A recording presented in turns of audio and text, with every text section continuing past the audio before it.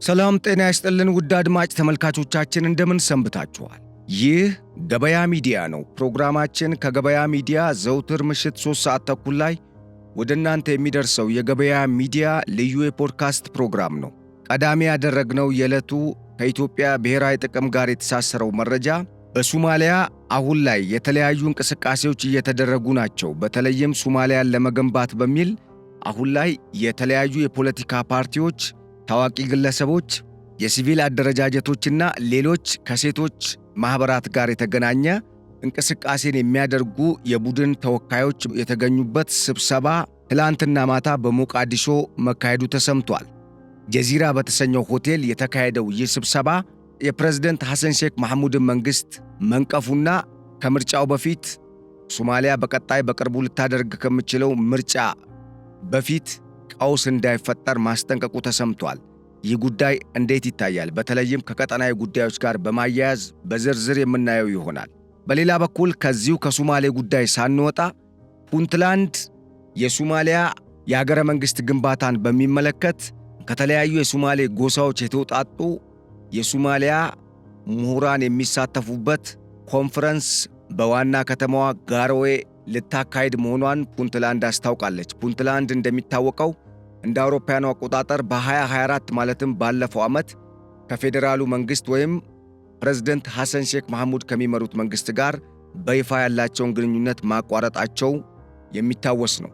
ይህንን ተከትሎም አሁን ላይ ወደ አገርነት እየተንደረደረች የምትገኘው ፑንትላንድ የሶማሊያን አጠቃላይ የሀገረ መንግሥት ግንባታ በሚመለከት ከፌዴራሉ መንግሥት ዕውቅናና እንደዚሁም አንዳንድ አገሪቱ ላይ ችግር ተፈጥሯል፣ ችግሩን ብቻ እናጉላብ የሚል ሐሳብ ካላቸው ፖለቲከኞች ፍላጎት በተለየ መልኩ የአገሪቱን ሀገረ መንግሥት ግንባታ የምናፋጠንበትን ሁኔታ በሚመለከት እንመክራለንም ሲሉ የፑንትላንዱ ፕሬዝዳንት ሰይድ አብዱላሂ ዴኒ መናገራቸው ተሰምቷል። አስተዳደራቸውም ይህንን አጠቃላይ የቀጠናው አገራትም በወኪልነት የሚሳተፉበት በዋናነት የሶማሊያ የተለያዩ ጎሳ ተወካይ የሆኑ ምሁራን እንደዚሁም ተመራማሪዎችና ሪሰርቸሮች የሚገኙበት የአገረ መንግሥት ግንባታ ጉዳይን መሠረት አድርጎ የሚመክረውን ኮንፈረንስ በጋሮዌ ለማካሄድ ዝግጅት እየተደረገ ስለመሆኑ ታውቋል። ይሄ ጉዳይ ሌላም መዘዝ አለው እየተባለ ነው። ስለዚህም በደንብ ትሰማላችሁ።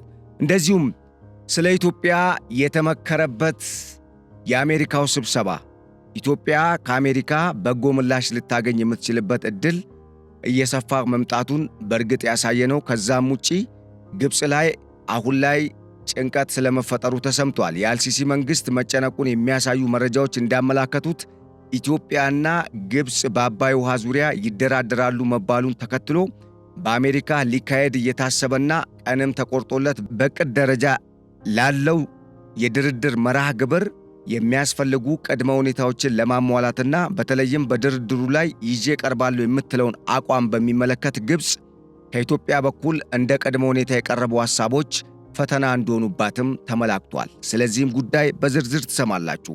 ቆይታችሁ ከእኛ ጋር ያማረ እንዲሆን እየጋበዝን በቆይታችሁ ብዙ ቁም ነገሮችን እንደምታተርፉም በማመን ለቻናላችን አዲስ የሆናችሁና ቻናላችንን ዘግይታችሁ ለተቀላቀላችሁ ሰብስክራይብ ማድረግ እንዳትረሱ። እንደዚሁም ፕሮግራማችንን ላይክ እና ሼር እያደረጋችሁ አዲስ ሐሳብ አስተያየትም ካላችሁ እንደዚሁ እንድታጋሩን እየጋበዝን በቀጥታ ወደ መረጃው እናመራለን። በመሃል ለገሃር ሱቅ ወይንም የመኖሪያ ቤት እንዲኖረው ይፈልጋሉ? እንግዲያውስ ጊፍት ሪል ስቴት በሁሉም ሳይቶቻችን ታላቅ ቅናሽ ይዘውሎት መጥቷል። ከሳር ቤት ቢሉ፣ ከቦሌ ካሳንቺስ ቢሉ፣ ከፒያሳ ርቀት ላይ የሚገኝ በመሃል ለገሃር ለርሶ ዘመናዊ ሱቆችንና የመኖሪያ ቤቶችን ለሽያጭ ሲያቀርብ በታላቅ ደስታ ነው። ከባለ 1 እስከ ባለ 3 መኝታ ቤቶችና የተለያዩ የካሬ አማራጭ ያላቸው የንግድ ሱቆች አለው። ከዚህ በተጨማሪም ያሉን ሳይቶች በ22 ሲኤምሲ ተክለ ሃይማኖት፣ በቦሌ አትላስ እንዲሁም በሀያት ከ45 በመቶ የባንክ ብድር ጋር ይጠብቆታል። ታዲያ ምን ይጠብቃሉ?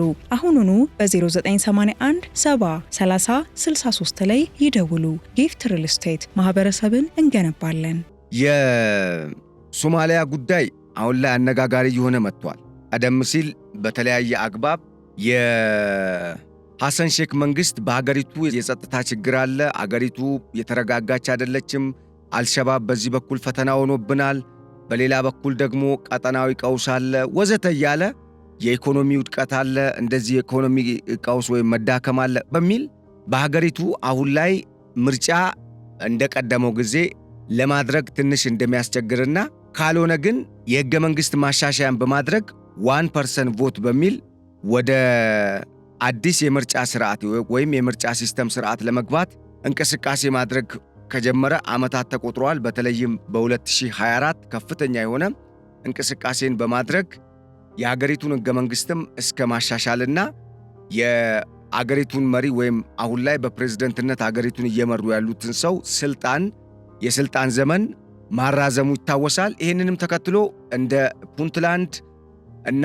ጁባላንድን የመሳሰሉ የሶማሊያ ራስ ገዝ የሆኑ ግዛቶች በመቃወም ራሳቸውን ከፌዴራሉ መንግሥት ጋር አብረው ማጣመር እንደሚከብዳቸውና ከፌዴራሉ መንግሥት ጋርም እንደማይሰሩ በማረጋገጥ አግልለው ነው እስካሁን ያሉት። ከዚህም ጋር ተያይዞ እንግዲህ ከሰሞኑ የሞቃዲሾ መንግሥት ወይም ፕሬዝደንት ሐሰን ሼክ የሚመሩት መንግሥት በሶማሊያ አዳዲስ ለውጦች ይመጣሉ። ከነኚህ ለውጦች መካከል ምርጫውም ይካሄዳል።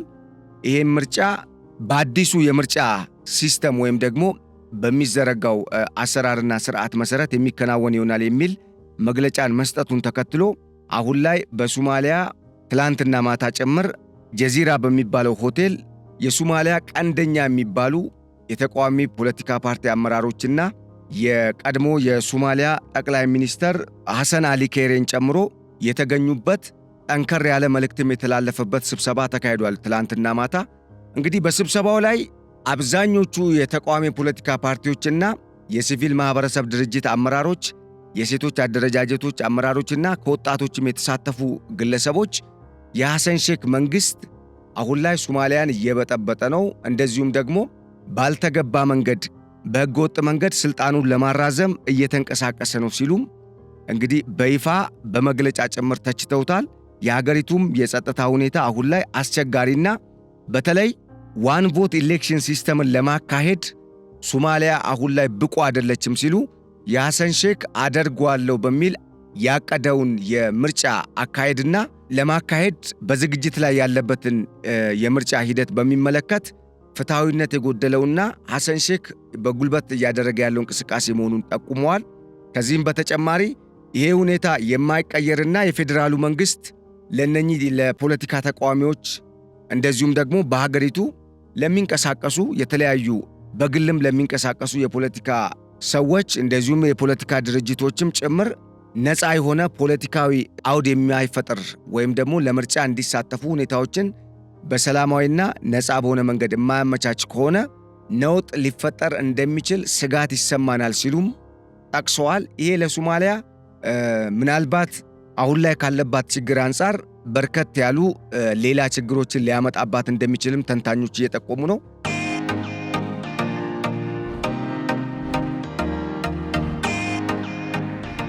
እንግዲህ እዚህ ጋር እንደሚታወቀው መረዳትም የሚያስፈልገው የሶማሊያ ወቅታዊ ሁኔታ አንዳንድ ጊዜ ከምንሰማቸው መረጃዎች በእንቅርት ላይ ጆሮ ደግፍ አይነት ነው። ምክንያቱም አገሪቱ ከመጀመሪያው ከፍተኛ የሆነ ወይም ደግሞ በጣም አስቸጋሪ ሊባል የሚችል የጸጥታ ችግር ያለባት ሀገር ነች።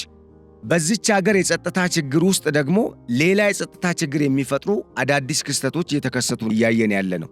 ከነኚህ ክስተቶች መካከል አንዱ የግብፅ ወደ ሶማሊያ መግባትና ለራሷ ጥቅም ስትል የሶማሊያን ሰላም የማናጋቷ ነገር አንዱ አጠያቂና አነጋጋሪ ጉዳይ ነው። በዚህ ስብሰባ ላይም እነኚሁ የፖለቲካ ፓርቲ አመራሮችና ተቃዋሚዎች፣ የመንግሥት ተቃዋሚ አካላት የሶማሊያ መንግሥት አሁን ላይ ከግብፅ ጋር አብሮ እየሰራና ግብፅም የሶማሊያን ማዕከላዊ መንግሥት ተጠቅማ በቀጠናው ያላትን ጥቅም ለማስጠበቅ ኢትዮጵያን ለማጥቃት በሚል ሶማሊያን ዲስታቢላይዝ እያደረገች ነው ሲሉም ነው እንግዲህ ድምዳሜ ላይ መድረስ የቻሉት። ከዚህ ምንድነው የምንረዳው? የራሳቸው የሶማሊያ ከፍተኛ ፐብሊክ ፊገር የሚባሉ ከፍተኛ ተቀባይነት ያላቸው ሕዝብ የሚወዳቸው ፖለቲከኞችም፣ ምሁራን፣ የሲቪል ማህበረሰብ ወይም የሲቪል አደረጃጀት ኃላፊዎች እንደዚሁም ደግሞ የወጣት አደረጃጀት፣ የሴቶች አደረጃጀት እነኚህ በአጠቃላይ የሚመሯቸው አመራሮቻቸውም እንደዚሁም በስብስቡ ውስጥ ያሉ አባላትም ጭምር በሌላ አነጋገር ሕዝቡ ውስጥ ተጽዕኖ መፍጠር የሚችሉ አካላት በብዛት የሐሰን ሼክ መንግሥት አካሄድ በተለይ ከግብፅ ጋር የፈጠሩት ጥምረትና ቀጠናው ላይ ሌላ ትርምስ ለመፍጠር እየተካሄደ ያለው ጥረት አዋጪ አይደለም። ስለዚህ አገሪቱን ወዳልተገባ ከፍላ ልትጨርሰው ወደማትችለው የጸጥታ ቀውስ ውስጥ እየከተታት ይገኛል ሲሉ ድምዳሜ መስጠታቸውን መረጃው አመላክቷል።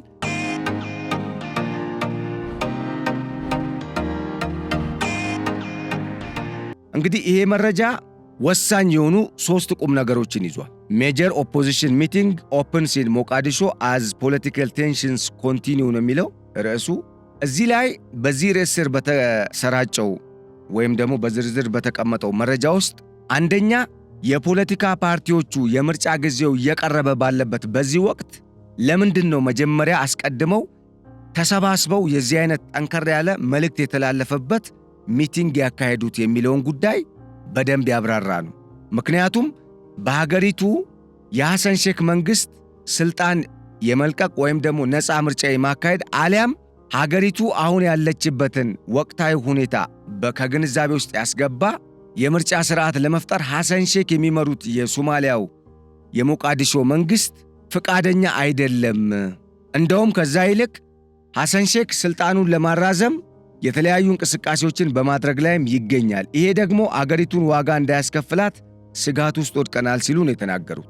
ይሄ ማለት እነኚህ ሰዎች ስለ ሀገራቸው ኮንሰርን ያላቸው ከመሆናቸውም በላይ የሐሰን ሼክ አካሄድ አሁን መገራት የማይችል ከሆነ አሁኑኑ እልባት ተሰጥቶት መስተካከል የማይችል ከሆነ በቀጣይ ሶማሊያን አልሸባብና ሌሎች እንደ አይኤስአይኤስ እና አልቃይዳን የመሰሉ ዓለም አቀፍ የሽብር ቡድኖች እየፈጠሩት ካለው የጸጥታ ችግር ጋር ተዳምሮ አደጋ ውስጥ ሊጥላት ይችላል፣ ስጋት ውስጥ ወድቀናል ነው እያሉ ያሉት።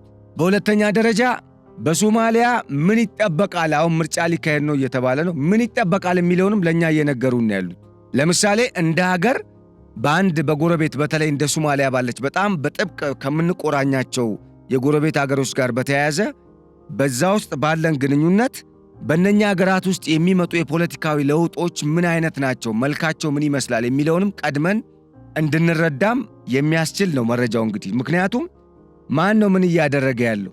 ሶማሊያ አሁን ባለችበት ሁኔታ የሐሰን ሼክ መንግስት ፕሮፖዝ ያደረገውን ወይም ደግሞ ያቀደውን አይነት የምርጫ ስርዓት ወይም ሲስተም ተግባራዊ ለማድረግና ውጤታማ የሚባል የምርጫ ሂደትን ለማከናወን በቂ አቋም የላትም፣ በቂ አቅም የላትም፣ ትክክለኛ ቁመና ላይ አትገኝም ሲሉ ነው የጠቀሱት። በሌላ አነጋገር ሐሰን ሼክ አውዱን ዘግቶታል ነው፣ በጉልበት ነው እየሄደ ያለው ነው እያሉ ያሉት። በአንድ በኩል ደግሞ አገሪቱ ያንን እሱ የሚለውን አይነት ምርጫ ለማካሄድ ቁመናዋ አሁን ምቹ አይደለም።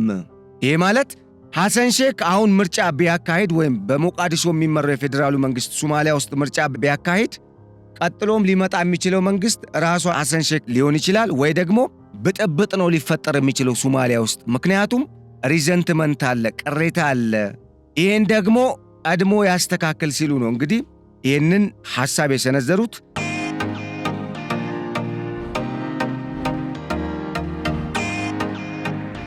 በቀጣይ በኪስማዮ በፑንትላንድ ውስጥ በሚካሄደው የሶማሊያ የተቃዋሚዎችና አጠቃላይ የፖለቲካ ፓርቲዎች የጋራ ምክክር ላይ በዋና መነጋገሪያ ወይም በዋና መወያያ ርዕሰ ጉዳይነትም አጀንዳ ሆነው ሊወጡ የሚችሉ የሶማሊያ ወቅታዊ አንኳር ብሔራዊ ጉዳዮች ምንድናቸው የሚሉ ነገሮችም በዚህ ስብሰባ ላይ ተመላክተዋል።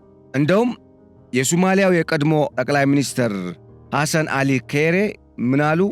1 person 1 vote elections are a national aspiration that require through preparation and hard work, but the country's leaders have turned it into a tactic to justify an acceptable term extension ብለው ተናግረዋል። ጠንከር ያለ ሐሳብ አስተያየትን ከሰጡ የዚህ የሶማሊያ ተቃዋሚዎች ወይም የተቃዋሚ ፖለቲካ ፓርቲዎች የጋራ ስብሰባ ላይ ከተገኙ የሶማሊያ ታዋቂ ሰዎችና ፐብሊክ ፊገር ማለት እነኚህ ተጽዕኖ ፈጣሪ ከሚባሉ ሰዎች መካከል የሚመደቡ ናቸው። እኚህ ሰው ሶማሊያን በጠቅላይ ሚኒስተርነት ከመምራታቸውም በላይ አሁን ላይ የሐሰን ሼክ ቀንደኛ ተቀናቃኝም የሚያደርጓቸው አሉ። ሶማሊያ ውስጥ ሰላም እንዲመጣም ለዘብተኛ ሆነዋል የሚሏቸውም ሰዎች አሉ። ለማንኛውም እኚህ ሰው ጭምር የሐሰን ሼክ መንግስት አካሄድ ትክክል አይደለም፣ ሶማሊያን ዋጋ የሚያስከፍላትን ተግባር ነው እያከናወነ ያለው ሲሉ ተናግረዋል ማለት ነው። ስንጠቀልለው ይህንን ጉዳይ ከራሳችን ብሔራዊ ጥቅም ጋር ስናነሳ አሁን ላይ እንደሚታወቀው ግብፅ በሶማሊያ ውስጥ ገብታለች። ግብፅ ሶማሊያ ውስጥ ስትገባ በእርግጥ ኢትዮጵያም ሶማሊያ ውስጥ አለች፣ እንደውም ከግብፅ በላይ። ነገር ግን አንድ መረሳት የሌለበት ነገር ግብፅ ኢትዮጵያን ለማጥቃት ስትሞክር በሶማሊያ በኩል ብቻ አይደለም ኢትዮጵያ ላይ ለመምጣት የሞከረችው። ከሰሞኑም አይተናል። በኤርትራና በሱዳንም በኩል ኢትዮጵያን ለማጨናነቅ የሆነ የመክበብ አይነት የሚመስል አካሄድ ስትሄድ ነበር። ምንም እንኳን በሁለቱ ሀገራት መካከል በተለይ በኢትዮጵያና በኤርትራ መካከል አሁንም ድረስ የዛ አይነት ግብፅ የምትፈልገው አይነት ጦርነት ባይፈጠርም ባይቀሰቀስም የቃላት ውርወራው ግን ተጠናክሮ ቀጥሏል እና ይሄ ቴንሽን ባለበት አግባብ ወይም ሁኔታ ውስጥ ሆነን ግብፅ ከሰሞኑ ከሁለት ሳምንት በፊት የምታስታውሱ ከሆነ የሞቃዲሾ መንግስት ዋና አዛዥ የሆኑትን አህመድ ፊቂን ካይሮ ጠርታ በሶማሊያ የግብፅ ወታደራዊ ሚሽን ስለሚፈጸምበት ወይም ደግሞ አጠቃላይ የግብፅ የሶማሊያ ወታደራዊ ሚሽን ምን አይነት ይዘቶች እንዳለውና ዓላማው ምን እንደሆነ በሚመለከት በቂ ገለጻ አድርገውላቸዋል።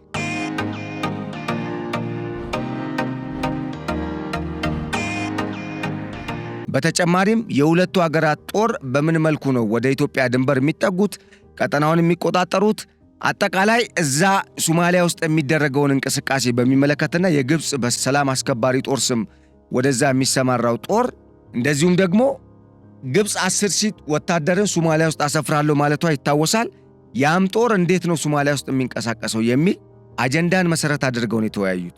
አንድ ነገር እዚህ ጋር መገንዘብ ያለብን ግብፅ ይህንን ስብሰባ የምታደርገው ልክ እንደ ከዚህ ቀደሙ እንደ ሌሎቹ ስብሰባዎች ስጋትን ለመፍጠር ነው ኢትዮጵያ ላይ። የኢትዮጵያ መንግስት ከመጤፍም አልቆጠሩም። ነገሩ ጀስት ኖርማል ቀለል ተደርጎ የሚታይና ግብፅ በዛ በኩል ልትፈጥር የምትችለው ምንም አይነት ነገር የለም፣ ካለም ከኢትዮጵያ አቅም በላይ አይደለም ከኢትዮጵያ በኩል የተሰጠው ምላሽ።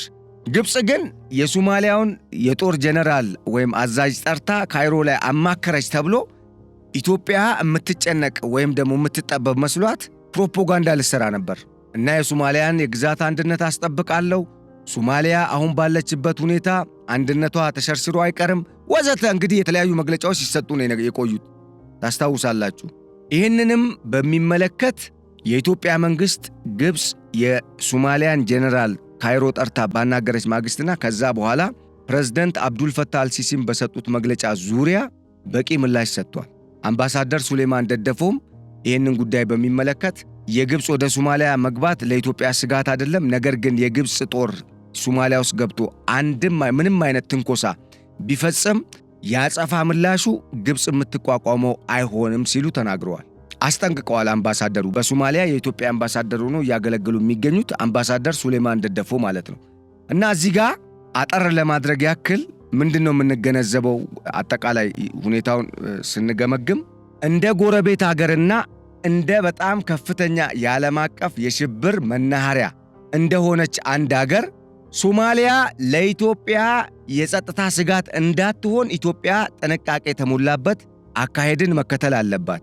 ሶማሊያን በሚመለከት በተመሳሳይ ሶማሊያ ውስጥ የሚደረግ ማንኛውም ለውጥ ኢትዮጵያን ሊያሳስባት ወይም ደግሞ የኢትዮጵያን ነባራዊና ወቅታዊ ሁኔታን በማገናዘብ ያ ለውጥ በኢትዮጵያ ላይ ምን አይነት ችግር ወይም ምን አይነት ደግሞ ተጽዕኖ ሊያመጣ ይችላል፣ በበጎም በመጥፎም ወይም በአዎንታዊም ባሉታዊም ጎን ማየት ያስፈልጋል። ይሄ ከኛ የሚጠበቅ ነው። ለምን ከዚህ ቀደምም ሶማሊያ ውስጥ የገባ ነው እንደዚሁ የመንግስት ለውጥ ይደረጋል ተብሎ ያ የመንግስት ለውጥ መክሸፉን ተከትሎ ሀገሪቱ ወደ አሸባሪዎች መናኸሪያነት ከተቀየረች በኋላ ነው።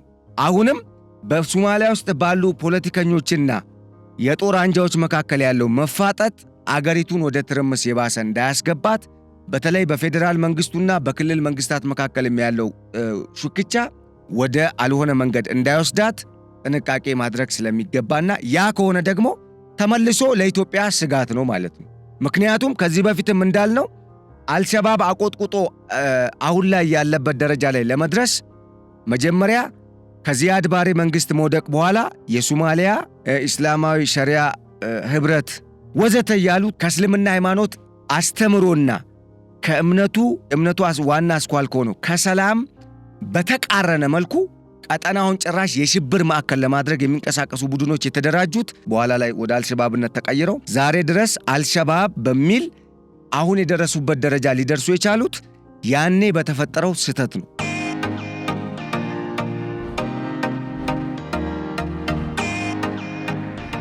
ስለዚህ አሁንም የሶማሊያ መንግስት አንደኛ የፌዴራሉ የሶማሊያ መንግስት ያለው ጦር ከክልል ጦሮች ጋር አይገናኝም። ሁለተኛ እነኚህ ራስ ገዝ ግዛቶች ራሳቸው ተጣምረው የፌዴራል መንግስቱ ላይ ጫና እየፈጠሩበት ነው ያሉት። ለምሳሌ ይህንን ማሳያ ገልጬላችኋለሁ ቅድም። እነኚህ የአገሪቱ ቀንደኛ የሚባሉ የፖለቲካ ፓርቲ አመራሮች፣ የሲቪል ሶሳይቲ አባላት፣ የቢዝነስ ሰዎች፣ የወጣቶችና ሴቶች አደረጃጀት አመራሮች፣ ኢቭን ከሀገር ውስጥ የተሰደዱ ወይም የተፈናቀሉ ዜጎች ማህበር ተወካዮች ጭምር ተገኝቶበታል በዚህ በጀዚራ ሆቴል ትላንት ማታ በተካሄደው ስብሰባ ላይ። በቀጣይ ይሄ ስብሰባ በጁባላንድ ኪስማዮ እንዲካሄድ ነው ወስነው እንግዲህ መረጃው የወጣው ወይም መወሰናቸውን ነው መረጃው የሚያሳየው። እዚህ ጋር ምንድነው ልንገነዘብ የሚገባው? በአንድም ሆነ በሌላ በግልጽም ሆነ በስውር እነኚህ ፐብሊክ ፊገሮችም እነኚህ በአጠቃላይ በሀገሪቱ ፖለቲካ ውስጥ ሚና አላቸው የሚባሉ አካላት በሀገሪቱ ውስጥ የሆነ ችግር ሊፈጥሩ የሚችሉበት ሁኔታ ከመጣ ለኢትዮጵያ አደጋ ነው። ምክንያቱም ሶማሊያ አሁን ያለችበት ወቅታዊ ሁኔታ አደገኛ ስለሆነና ከፍተኛ የሆነ የጸጥታ ስጋት ስላለ ማለት ነው። ዞሮ ዞሮ ሶማሊያ ውስጥ የሚፈጠር ችግር ተመልሶ ኢትዮጵያ ስለሚመጣ ማለት ነው። ምክንያቱም በአንድም ሆነ በሌላ አልሸባብ ይፈረጥማል፣ ሌላም አንጃ እንደዚሁ በየአካባቢው ይፈረጥምና የሚፈልገውን የጎበዝ አለቃ አይነት አሰራር ይከተላል ማለት ነው። ይሄ ደግሞ በሶማሊያ ህዝብ ላይ ብቻ ሳይሆን ያንን ህዝብ እንደ መሸሸጊያ በመጠቀም ኢትዮጵያንም ኬንያንም በተደጋጋሚ ሲያጠቁ ወይም ደግሞ የሽብር ኢላማቸው አድርገው ሲንቀሳቀሱ የነበሩ ቡድኖች ማዕከል እንዳይሆን ከመጠንቀቅ አንጻር የሚመጣ ትኩረት የሚሰጠው ጉዳይ እንደሆነ አጽንኦት ለመስጠት ነው። ለምንድን ነው ከተባለ የሶማሊያ መናወጥ ለኢትዮጵያ እረፍት የሚሰጥ አይደለም። ሶማሊያ እዛ ጋር እየተናወጠች ኢትዮጵያ እዚህ ጋር በሰላም አተኛም። ወይም በአንድም ሆነ በሌላ ኢትዮጵያና ሶማሊያ የተሳሰሩም ስለሆኑ በቀጠናውም ጂኦግራፊካሊም በአቀማመጣቸውም የተቀራረበ አንድ ጎረቤት ስለሆኑ በሶማሊያ የዚህ አይነት ለውጥ እየመጣ ነው። በቀጣይም ፖድካስት በሚል ማለት ነው ምን ሊፈጠር ይችላል የሚለውን ጉዳይ በሚመለከት ተቃዋሚዎቹ ከምርጫው አስቀድመው ሐሰን ሼክ በዚህ መልኩ እየሄደ ነው፣ ይሄ ደግሞ ያሰጋናል ብለው ወደ ነውጥ እንኳን ቢገቡ ወይ ደግሞ የሆነ ችግር ቢፈጠር ግብጽ ይህንን አጋጣሚ ተጠቅማ በኢትዮጵያ ላይ ምን ልታሴር ትችላለች፣ ምን አይነት ነገር ሊፈጠር ይችላል የሚለውን ጉዳይ መንግስት በደንብ ያጤነዋል ብዬ አምናለሁ። ይህንን ደግሞ መረዳት አለብን ማለት ነው። ምክንያቱም ለራሷ የሚሰራ ጀሌ መንግስት እኮ ልታቋቁም ትችላለች አገሪቱ ደካማ ከሆነች፣ ግብጽ ማለት ነው። ግብጽ ሶማሊያን የሚያስተዳድር ግን ደግሞ ለግብጽ የሚሰራ ሰው እዛ ልትሾም ትችላለች እኮ በአሻጥር፣ ወይም የአገሪቱን የጸጥታ ሁኔታ እንዲህ ልታምሶ ትችላለች እንደፈለገችው። ምክንያቱም ይህን ስል ሶማሊያ 100% ምንም የለችም ለማለት አይደለም። ነገር ግን የሶማሊያ ወቅታዊ ሁኔታ ከግምት ውስጥ ገብቶ ነገሮች ወደ ሰላማዊ መንገድ የሚመጡና እነኚህ ራስ ገዝ የሚባሉ የሶማሊያ ግዛቶችም እርቅ ፈጥረው አገሪቱ ሰላም የምትሆንበት ሁኔታ ካልተፈጠረ በቀጥታም ሆነ በተዘዋዋሪ የሶማሊያ ችግር የኢትዮጵያም ችግር ሊሆን ስለሚችል ጥንቃቄ መደረግ ይገባዋል ነው።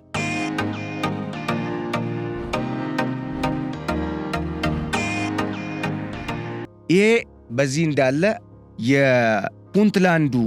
ፑንትላንድ እንደሚታወቀው ከሶማሊያ ወሳኝ ራስ ገዝ አስተዳደሮች መካከል አንዷ ነች፣ ወይም ደግሞ አንዷ ራስ ገዝ ግዛት ከሚባሉ ጠንካራ አቅም ካላቸው ግዛቶች አንዷ ነች።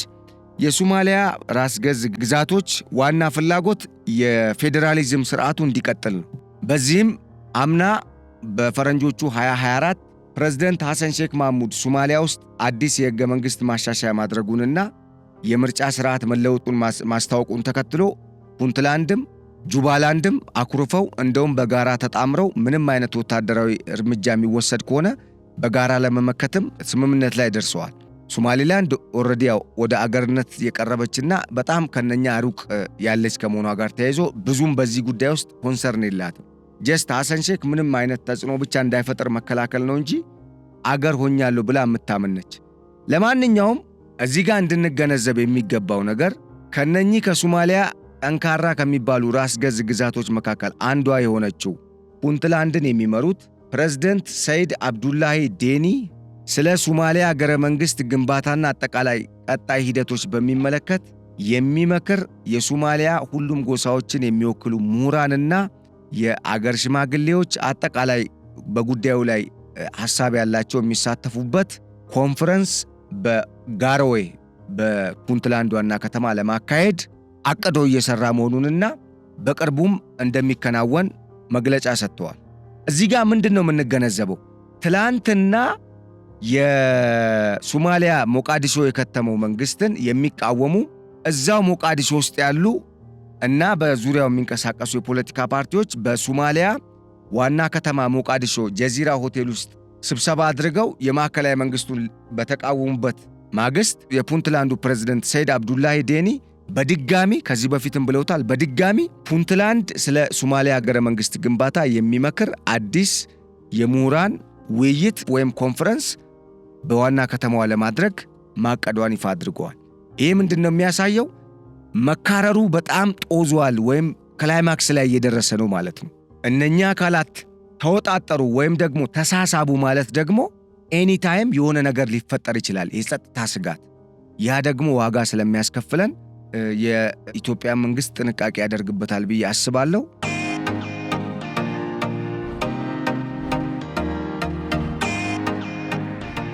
ግን በአጠቃላይ የሶማሊያ ወቅታዊ የውስጥ ሁኔታ ባለፈው የቱርክ ፓርላማ ስብሰባ ሲያደርግ በፓርላማው ላይ በቀረበው ስለ ሶማሊያ የተመለከተ ሪፖርት ወይም ሶማሊያን በተመለከተው ሪፖርት ላይ ቱርክ ሶማሊያ ፈርሳለች ብላን የደመደመችው፣ ተከፋፍላለች ሶማሊያ።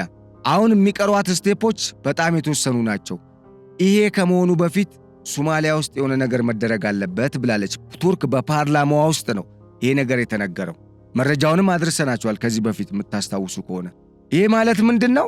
ሁሉም የየራሱን ድርሻ ለመያዝ ሁሉም የኔ የሚለውን ነገር ለመቀራመት ወይ ለመውሰድ ለመጠቅለል ሙከራ እያደረገ ባለበት በዚህ ወቅት በውስጥ ኃይሎች ደግሞ እዛው ግጭት የሚፈጠር ከሆነ የሶማሊያ ሁኔታ ምን ያህል አሳሳቢ ሊሆን እንደሚችል መገመት አይከብድም፣ ቀላል ነው የሚሆነው።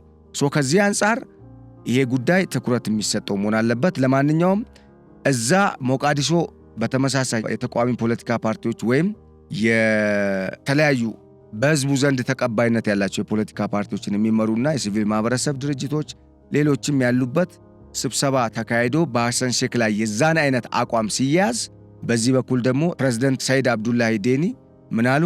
የአገረ መንግስት ግንባታችንን በሚመለከት ፓናል ወይም ኮንፈረንስ እናካሄዳለን። በዛ ኮንፈረንስ ላይ ፖለቲከኞች ሌላ ነገር ያወሩ፣ እኛ ግን ስለ መጻኢቷ ሶማሊያ ቀጣይ ሁኔታ በሚመለከት እንመክራለን ሲሉ ተሰምተዋል ማለት ነው። በነገራችን ላይ ይህንን የነሱን ንግግር ጋሮዌ ኦንላይን ላይ ታገኙታላችሁ። እንደ አጠቃላይ የሶማሊያ ሁኔታን በዚህ መልኩ ማየቱ ተገቢ ነውና እነ ፑንትላንድና ጁባላንድን የመሰሉ ራስ ገዝ ግዛቶች ደግሞ የፌዴራሊዝሙ ስርዓት እንዲጠነክር ይፈልጋሉ።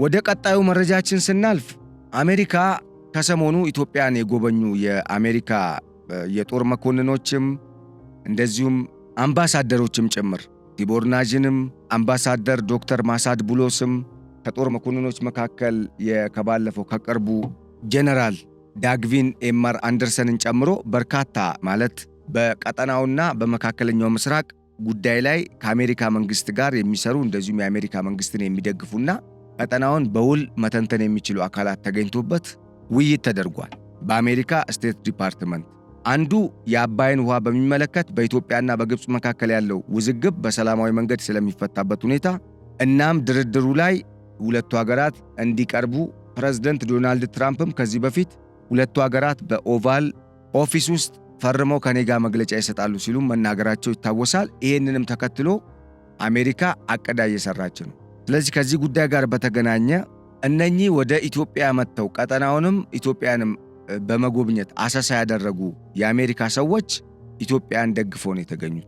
በዚህ ስብሰባ ላይ ኢትዮጵያ የአሜሪካ የምስራቅ አፍሪካና የቀይ ባህር ቀጠና ዋና አጋር መሆን የምትችል በወታደራዊ በተለይ በጸረ ሽብር እንቅስቃሴና የቀጠናውን ሰላምና ደህንነት በማስጠበቁ ረገድ በተለይ በአፍሪካ ህብረትና በዓለም አቀፍ የሰላም ማስከበር ሚሽን ውስጥ የዩኤን የሰላም ማስከበር ሚሽን ውስጥም ጭምር ሚናዋ የጎላና አሁንም ድረስ የተፈተነ ግን ደግሞ ጠንክሮ እየወጣ ያለ ወታደራዊ አቅም ወታደር ያላት አገር ከመሆኗ ጋር ተያይዞ የፈጠረችው ወታደራዊ አቅም ጠንካራ ነው። ስለዚህ ኢትዮጵያ በአሜሪካ የበለጠ ብትደገፍ አሜሪካ አትራፊ እንጂ አትከስርበትም የሚል ድምዳሜ ነው የተሰጠው።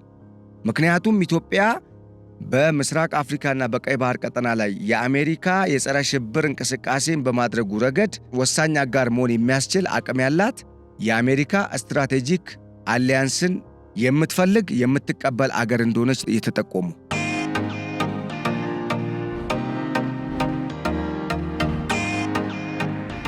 እዚህ ላይ መገንዘብ ያለብን 3 ወሳኝ ቁም ነገሮች አሉ። ስለ ከአሜሪካ ጋር በተገናኘ በፈረንጆቹ 2025 ብቻ 2 ሃይ ራንኪንግ አሜሪካን ጀነራልስ ኢትዮጵያን ጎብኝተዋል። 2 ሃይ ራንኪንግ አሜሪካን ጀነራልስ፣ ሁለቱም ደግሞ በሚገርም ሁኔታ የአሜሪካን አፍሪካ ኮማንድ ወይም አፍሪኮም ኮማንደሮች ናቸው ወይም የጦር አመራሮች ናቸው። in 2025 2 different high-ranking American generals both commanding US Africa Command ወይም አፍሪኮም visited አዲስ አበባ ኢትዮጵያ።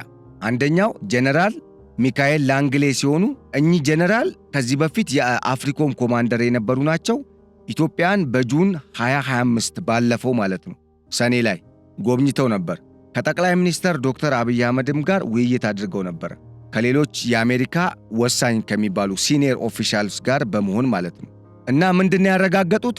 US commitment to counter terrorism operations and regional security in the Horn of Africa አሜሪካ በቀጠናው ላይ ሽብርተኝነትን ለመከላከልና በአጠቃላይ የቀጠናውን ሰላምና ደህንነት በማስጠበቁ ረገድ ከኢትዮጵያ ጋር የምታደርገውን ትብብር አጠናክራ ትቀጥላለች ብለው ኮንፊርም አድርገው ነው የሄዱት። ቁርጠኛ ነች ብለው ነው የሄዱት። በተመሳሳይ ባለፈው ታስታውሳላችሁ ኖቬምበር ላይ ጀነራል ዳግቪን አርኤም አንደርሰን የአፍሪኮም አዲሱ ኮማንደር አዲስ አበባ መጥተው ከጠቅላይ ሚኒስትር ዶክተር አብይ አህመድ ጋር ከፊልድ ማርሻል ብርሃኑ ጁላ የፌዴሪ መከላከያ ሰራዊት ኢታማጆር ሹም ተገናኝተው አውርተው ከደህንነት ሰዎች ጋር አውርተው ኢትዮጵያና አሜሪካ መካከል ያለውን ግንኙነት በማጠናከሩ ረገድ መግባባት ላይ ደርሰው ነው የተመለሱት። እና ዋና የወቅቱ የመወያያ ርዕሰ ጉዳዮች የነበሩት ዲስከሽንስ ሴንተርድ ኦን አንደኛ ሪጂናል ሴኪዩሪቲ ትሬትስ ነው የሚለው የቀጠናዊ የጸጥታና የደህንነት ስጋቶች፣ ሌላኛው ጸረ ሽብር ዘመቻንና አጠቃላይ ሽብርተኝነትን መከላከል የሚለውን ዘመቻ የሚወክል ነው። ላይክ እንደ አልሸባብ፣ አይኤስኤስ እና ሌሎች ወሳኝ የሚባሉ ማለት የቀጠናውን ሰላም ያናጋሉ በዛ ውስጥ ሚና ያላቸው የሚባሉ ቀጠናዊና ዓለም አቀፍ የሽብር ቡድኖችን በሚመለከት ተወያይተዋል።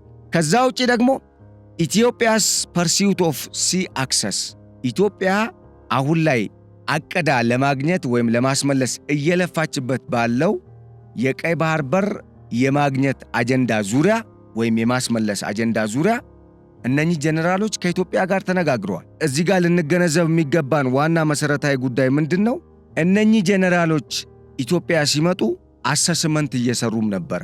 በተመሳሳይ የመካከለኛው ምስራቅና የአፍሪካ ቀንድ ሀገራት በተለይ በአጠቃላይ ማለት እንችላለን የአፍሪካ የምስራቁን ክፍል በሚመለከት ለዶናልድ ትራምፕ አስተዳደር ልዩ አማካሪ ሆነው እያገለገሉ የሚገኙት ዶክተር አምባሳደር ማሳድ ቡሎስ ስለ ቀጠናውና ስለ ኢትዮጵያ ወቅታዊ ሁኔታ አሰስመንት ሰርተው ወይም ተሰርቶ በሳቸው ጉብኝት ወቅት የነበሩ የታዩ ለውጦችንና በቀጣይ ሊኖሩ የሚችሉ ተስፋዎችን በሚመለከት ተወያይተውባቸዋል። እናም የውይይቱ ድምዳሜ ለኢትዮጵያ ብስራት ዜናን ያሰማ ነው።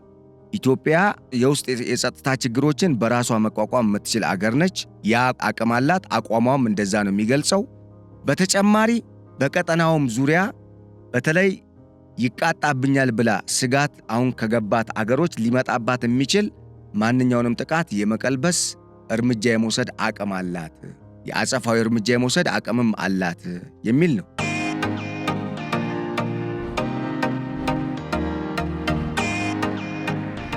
እና እንደ አጠቃላይ ሲገመገም ግምገማው ኢትዮጵያ በአሜሪካ ካላት ምናልባት የንግድ ሊሆን ይችላል። በእርግጥ አገዋ ከዚህ ቀደም በተለያዩ ምክንያቶች ሚስ አርገነዋል። ሌሎች እንቅስቃሴዎች በዋናነት በተጨማሪ ማለት ነው ከአሜሪካ ጋር በዚህ በምስራቅ አፍሪካ ቀጠና በሚደረገው የሰላምና የጸጥታ የደህንነት አጠቃላይ ደግሞ የሽብርተኝነትን በመከላከሉ ረገድ በሚደረገው ጸረ የሽብር እና የሽብርተኝነት ዘመቻ ላይ አሜሪካ የኢትዮጵያ አጋር ሆና መቀጠል እንዳለባትና ለኢትዮጵያ የምታደርገውን ድጋፍ ከዚህ ቀደምም በተሻለ መልኩ መጨመር እንደሚገባት ተመላክቷል ማለት ነው። ይሄ ደግሞ ለኢትዮጵያ በጣም ትልቅ አቅም ነው። ምክንያቱም የአሜሪካ መንግስት እንደዚህ ሆኗል፣ ኢትዮጵያ እንደዚህ ጫና አድርጎባታል፣ እንደዚህ ሲሉ ለነበሩ ሰዎችም ይሄ ነገር ምናልባት ከልብ ተጨንቀው ለሀገራቸው ጥቅም አስበው ከሆነ እፎይታን የሚሰጥ እንደዚሁ ለፖለቲካ ጥቅም ብለው እንደነ ግብፅ ላሉ ሀገራት ተገዝተው ከሆነ ደግሞ ውድቀትን ያወጀ የምክክር ውሳኔ ምክረ ሐሳብ ነው። በግብፅና በኢትዮጵያ መካከል ስላለው የአባይ ውሃና የህዳሴ ግድብን በሚመለከት በዚህ ሁኔታ ውስጥ በተለይ አሁን የባህር በር ኢትዮጵያ በሰላማዊ መንገድ ጠይቃ የራሷን ታሪካዊ ተፈጥሯዊና ህጋዊ ግዛቷን ስጡኝ፣ በህጋዊ መንገድ የወሰዳችሁብኝን በህገወጥ መንገድ የወሰዳችሁብኝን በህጋዊ መንገድ ስጡኝ፣ ይሄ እንዲሆን ምናልባት ሌላ ኮንሰርን ካላችሁ ማረጋገጫ እሰጣለሁ፣ ሰላማዊ ነኝ፣ እኔ ግጭት አልፈልግም ስትል ያቀረበችውን ጥያቄ ወደ ጎን በመተው ጦርነት ሊከፍቱባት ጠላት እየተሰባሰበ ባለበት ሰዓት ከአሜሪካ የዚህ አይነት እንትን መስማት በጣም ትልቅ ነገር ነው። ቢኮዝ ተውም ብትል የምትሰማ ሀገር ነች አሜሪካ እያለችም ያለችው ያንን ከዚህ አንጻር ከወደ አሜሪካ የሰማነው መረጃ ለኢትዮጵያ መልካም ነው። ኢትዮጵያ በምስራቅ አፍሪካና በቀይ ባህር ቀጠና መነሻቸውን ወይም ቤዛቸውን መካከለኛው ምስራቅና ራቅ ወዳሉ ሀገራት አድርገው ቀጠናውን ለማተራመስና የዓለም አቀፉን የንግድ መስመር ለማወክ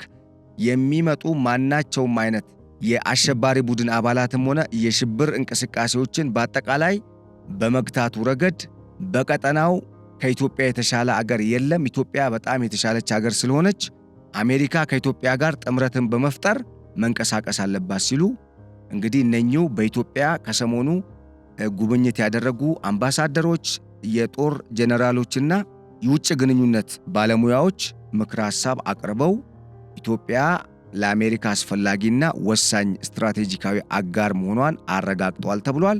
ይሄ በጣም በጎ ዜና ነው ማለት ነው። ውድ አድማጭ ተመልካቾች እንግዲህ እስካሁን የሰማችሁት በርካታ ቁም ነገር የያዘ መረጃ ለእናንተ አንድ ጥቅም አውሎላችኋል ብዬ አስባለሁ። ይህም ምንድነው? ወቅታዊ ቀጠናዊ ሁኔታችን በምን ውስጥ እያለፈ ነው? ኢትዮጵያስ በተለይ እንደ አሜሪካ ባሉ ሀገራት በቀጠናው ላይ ደግሞ እያደረገች ያለውን እንቅስቃሴ በሚመለከት በተለይ ከቀጠናው ሰላምና ጸጥታ ጋር በተገናኘ የአሜሪካ መንግስት ኢትዮጵያ ወሳኝ አጋር ነች ሲል አሁንም መምረጡን ነግረናችኋል። እንግዲህ የዛሬው የገበያ ሚዲያ ልዩ የፖድካስት ፕሮግራማችን እስካሁን የሰማችሁትን ይመስል ነበር።